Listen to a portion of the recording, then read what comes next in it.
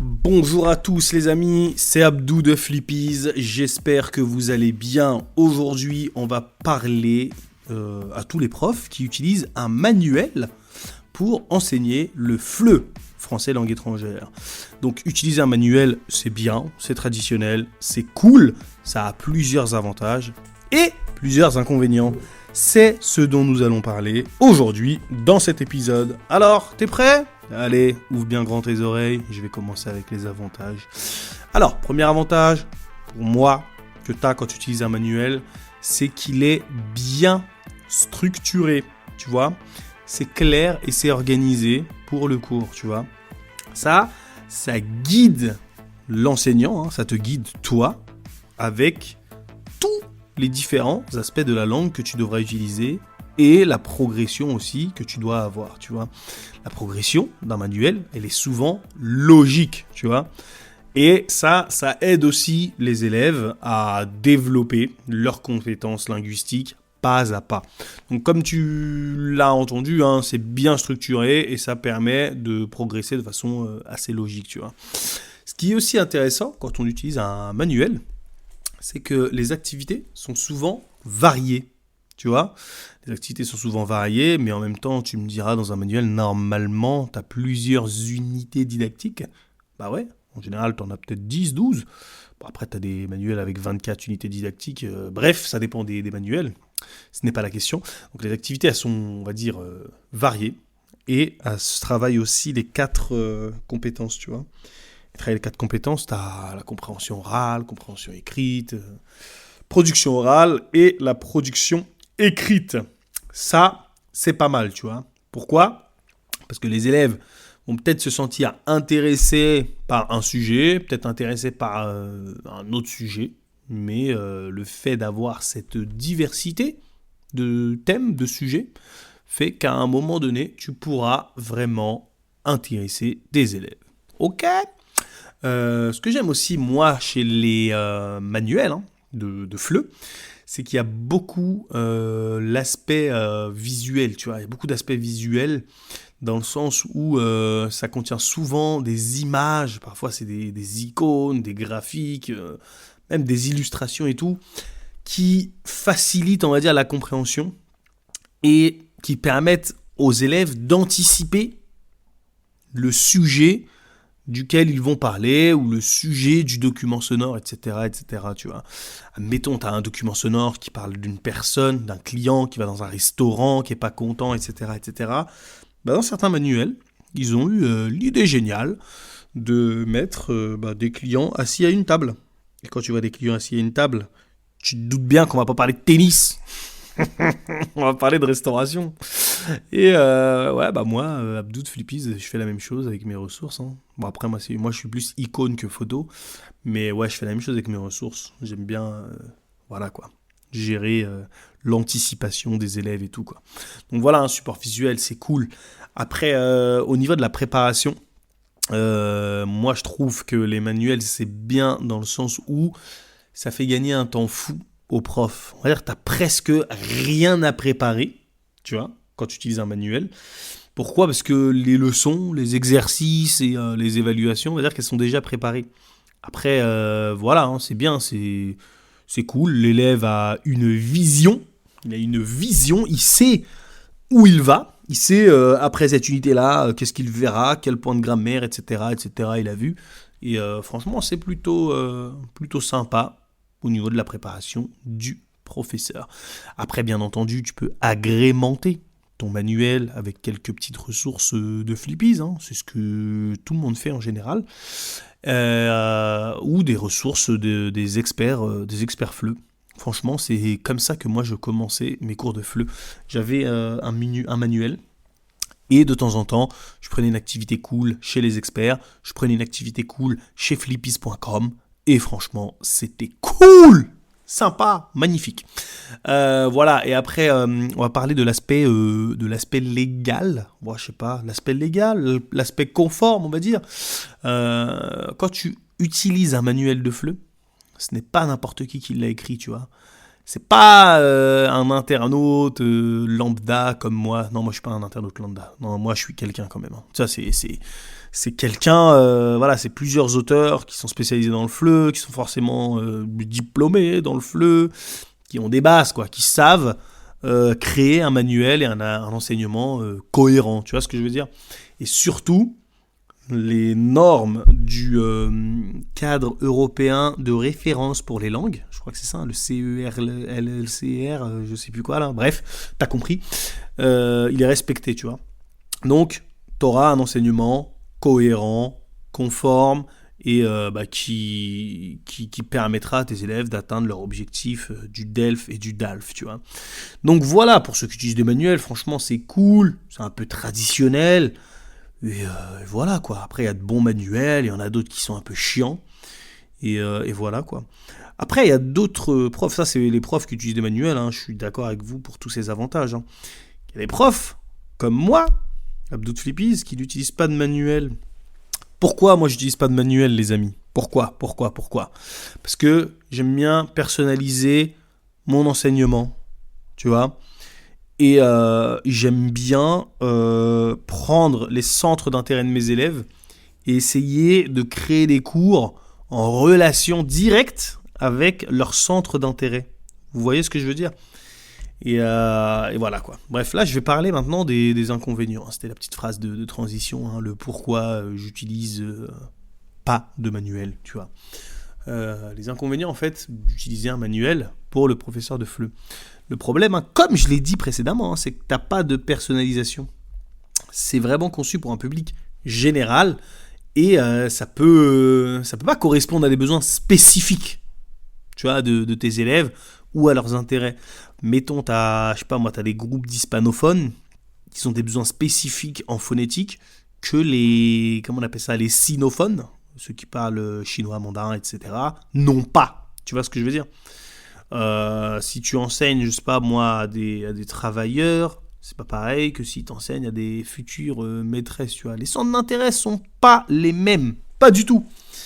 Euh, Après voilà, hein, c'est chacun voit comme il veut, mais voit. Putain, je suis en train de bugger là.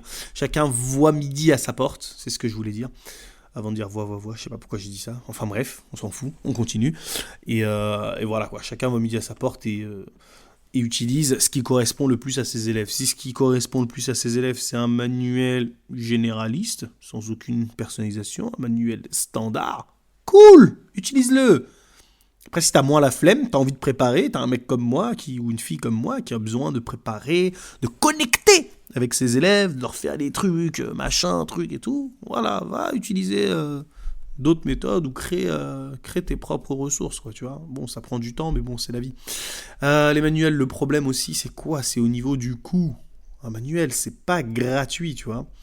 En général, ça peut varier. Les prix peuvent varier entre 15 et 20 balles, tu vois, 15 et 20 euros. Les manuels, ils peuvent être coûteux pour certains élèves qui n'ont pas 15 ou 20 balles. J'ai déjà vu des élèves, c'est crevards, là, c'est radin. Ils imprimaient tout le manuel. Pourquoi tu fais ça? Le coût d'impression, là. T'étais pas mieux à acheter le manuel? Ouais, mais le manuel, il coûte 15 euros et l'impression m'a coûté 9 euros. Je dis, abuse pas, 4 euros, tu te trimbales avec un truc en noir et blanc. Pour 4 euros, t'aurais pu avoir un truc en couleur, avec ton nom, tout ça. Enfin bref, pour certaines personnes, 4 euros ou 5 euros, ce n'est pas du tout négligeable. Après, voilà, les mecs comme moi, Abdou Flippies, voilà, je me la pète un peu, j'ai de la thune. Enfin, je crois que j'ai de la thune, hein. Mais je suis pas à 4-5 euros près, quoi. Je suis pas un crevard. Mais bref, quand vous avez des crevards dans votre cours, c'est un peu compliqué. Là, je parle des crevards, mais il y a d'autres familles, peut-être, avec des revenus vraiment modestes, qui n'ont pas 15 balles à mettre dans un livre, tu vois.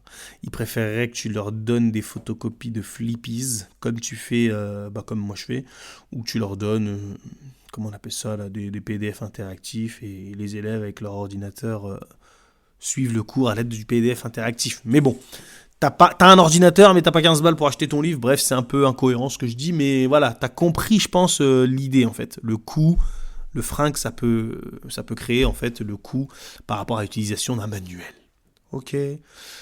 Le suivant, l'avantage suivant, c'est quoi? L'inconvénient suivant, c'est quoi? C'est la rigidité.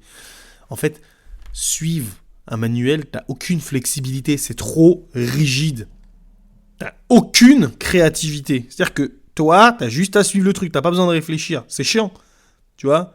Tu peux même pas t'adapter à tes élèves, en fait, à leurs besoins ou au thème, etc., etc. Tu vas avoir des cours qui sont un peu moins dynamiques et un peu moins engageants que les profs qui préparent des ressources eux-mêmes ou qui utilisent des ressources de chez Flippies ou de je sais pas quel autre site, tu vois.